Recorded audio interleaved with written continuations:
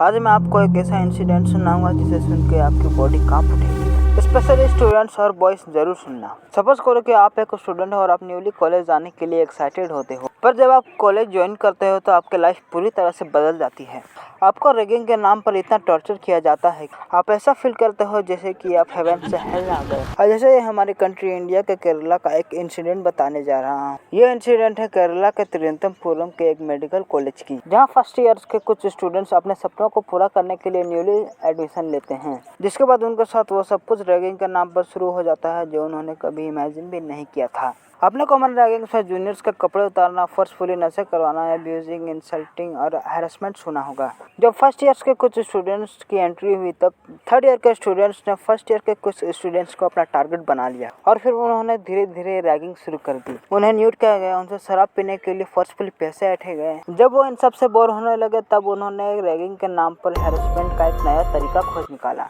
वो third year के 5 student थे, राहुल राज, जीव, सिमोल जॉनसन, रिजलजीत और विवेक, और इन सब की एज केवल 18 से 22 के बीच थी।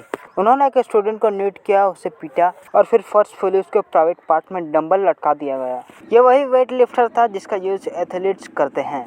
इसके बाद वह और क्रूर हो गए। उन्होंने ज्योमेट्री बॉक्स के कंपास जैसी नुकीली चीज से उन्हें चोट पहुंचाया। इसके बाद उन्होंने वो किया जिससे उनके पेन में आग में घी डालने का काम किया, जिससे उनका पेन और दुगना हो गया। उन्होंने उसके घावों पर ना चाहते हुए भी लोशन लगा दिया, जिससे उन्हें ऐसा फील हुआ जिसे आप और मैं बिल्कुल भी इमेजिन नहीं कर सकते हैं। एक के तो उन्होंने उसके मुंह पर भी लोशन लगा दिया और शायद उन्हीं में से एक को इन सब चीज़ों को शूट करने के लिए फोर्स किया गया। और वो इन सब चीज़ों के बाद उन्हें ब्लैकमेल करने लगे कि अगर तुम लोगों ने किसी को कुछ बताया तो हम ये वीडियो सोशल मीडिया में अपलोड भी कर सकते हैं। सोचकर भी डर लगता है कि आखिर उन्होंने ऐसा कौन सा नशा किया होगा जिससे उन्होंने उनको इतना ब्रूटली टॉर्चर किया। इतना तो कोई किसी एनिमल के साथ भी नहीं करता है। शायद इसीलिए हम ह्यूमंस को दुनिया के सबसे खतरनाक जीवों में से एक माना गया है। ये रैगिंग का सिलसिला 2024 के नवंबर महीने में स्टार्ट हुआ और 3 महीने तक चलता है। अगर इतना सब कुछ होने के बाद भी उन फर्स्ट ईयर्स के 3 स्टूडेंट्स ने अगर कोट्टायम के पुलिस स्टेशन में कंप्लेंट नहीं किया होता तो शायद ही किसी को इन सब चीज़ों की इन्फॉर्मेशन मिलती। हमारे देश में रैगिंग में पकड़े जाने पर 2 साल की सजा और 10,000 रुपये तक का जुर्माना भरना पड़ सकता है।